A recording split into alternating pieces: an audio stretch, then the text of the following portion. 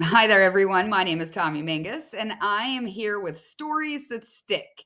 This is based off of a research question for my COM 300A class. My research question is how educators can use connection, compassion, and communication to motivate students. This is something that speaks to me, like right to my heart. I work at a local high school, I work in credit recovery.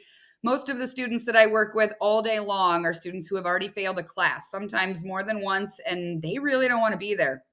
They certainly don't want to be in my classroom because the class that they're taking is online and nobody's really teaching it to them. They're just learning it over a computer screen. A lot of them don't like that.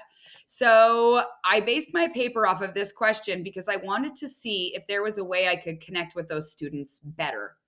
How could I get them in the classroom? Yeah, most of them were not showing up when I started this research question and this entire paper that I started. Most of them were not showing up day to day. They kind of popped in here or there. They checked in with me.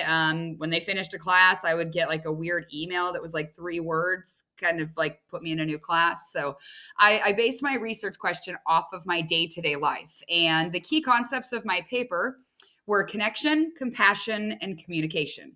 The first pillar of my paper was connection. There was a lot of research that was done when it came to how do I build a connection with the students. I found that research shows a strong teacher student relationship builds trust and openness. It just does. When students feel seen and supported, they are more likely to participate, ask questions, and stay motivated in class. There was a really cool study done from Hughes. He has a colleague named Quinn, and they said that consistently showing a connection with your students can be one of the strongest predictors of student engagement in the classroom. Yeah. So when you're connected with them, they're connected with you. Wasn't that shocking after I thought about it? The second pillar of my paper was based on compassion. Now, this, when I say compassion, I'm talking about compassionate communication. And that means listening, being patient with your students, and acknowledging the real challenges that they bring into the classroom. I mean, some of them have got a lot of stuff going on. So just acknowledging that they have that stuff going on, it really did help me when I read a study done by Professor Lee, and his study highlighted that empathy, when you have empathy with students, it actually improves classroom experiences. So students, they gave feedback in this study that Professor Lee did, and their feedback showed that they had lower anxiety, and it increased their willingness to want to try. They said they wanted to try even on assignments that were harder than normal when they felt like they had that empathy in the classroom. It was a really cool study that I read from that Professor Lee.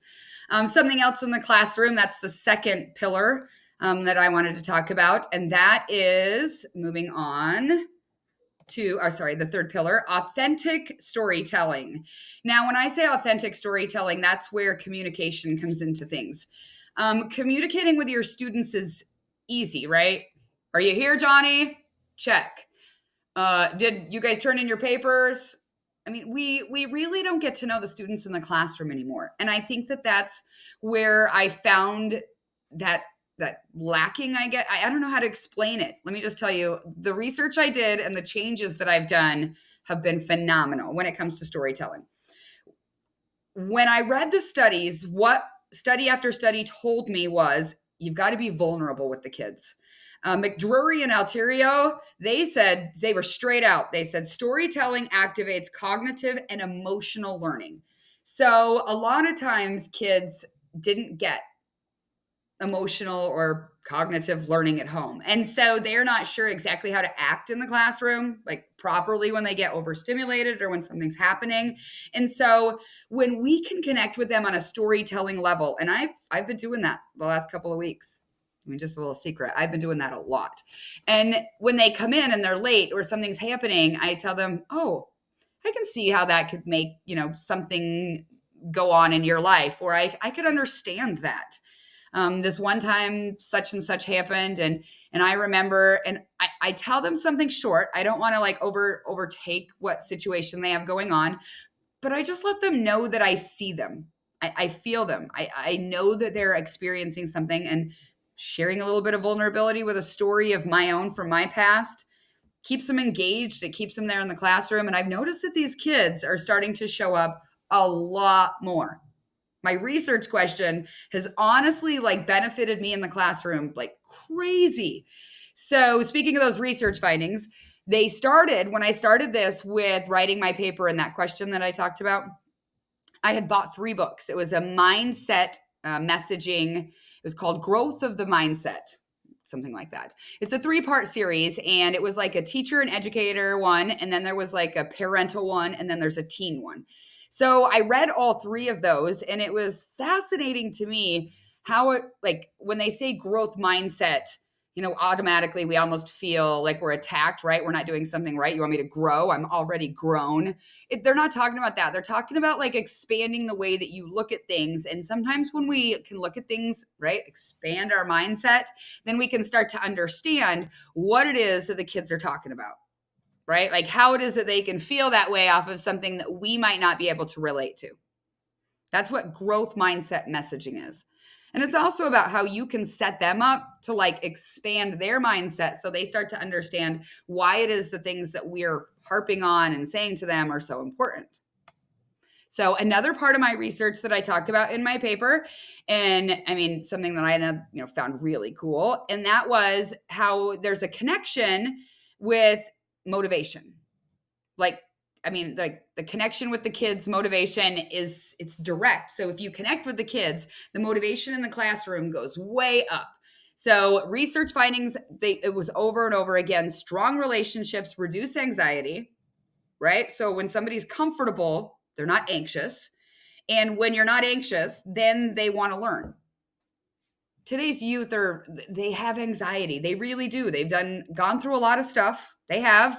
I'm not ever going to downplay some of the stuff that these kids have been through. So a lot of them are anxious.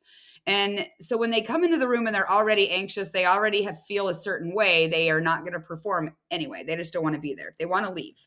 And so I have found that when I built the connection, and the research has shown this in the different studies, that those kids, they want to stay there. They're motivated to come back the next day because they want to see what I've got going on. It's been fascinating. I've been talking about this all over the building, probably so much so, and I've even mentioned it now in my research paper, that I've been asked to do the next PD. For those of you who don't know what that is, Fridays, they have a PLC that a lot of the educators do. And on PD days, somebody usually presents in front of the teachers, and there's all the EAs, a lot of our classified staff is there. And so I have been asked to be able to speak in front of everybody, and it's really cool. Now, something that I'm going to come up against, and I talk about in the paper, and I will come up against when I'm trying to talk to the others in the school and get them, to have buy-in with what I'm saying, is they're going to first tell me limited resources, right? I don't have time to tell them stories, or I don't want them to know things about this, whatever. I'm not going to let that discourage me. I'm going to tell them, don't let limited resources discourage you. Don't let anything out there challenge what it is that we want to do. Okay. Educators, if they use these 3 things that we just talked about, and I'm going to explain to them the same thing, I'm going to show them how they can create an environment where students will feel safe, valued, and where they want to be there. So I'm excited about that. I really am. I talk about in my paper how storytelling inspires educational success. I talk about a really cool study from Kearney and Plax. This was one of my favorites. It was actually part of a true story linked into the study. And the true story was about somebody who had built a relationship with somebody in their local high school, an educator, and they were houseless at the time. And because of the connection that they built, it was able to foster that relationship that kept them driven. And they were able to go all the way through high school and college, and they're very successful. So I think it's incredible to note that even with this question and all of the challenges that I do talk about, right, that the teachers are going to try to throw at me, the challenges of why they can't do this. Storytelling inspires educational success. It's been proven over and over again. I talk about it. Storytelling is the most powerful pathway to motivation. And I can prove that. I have success stories in just the last few days of students showing up day after day that have not shown up all year long since I started doing this, since I started letting them be seen, since I started hearing their stories, since I started building trust and creating an emotional connection with them. These students are starting to show up. Kearney and Plax, again, cool study that they did that shows this idea and shows how immediate behaviors like storytelling can change behaviors immediately. So you have to do one to get one, right?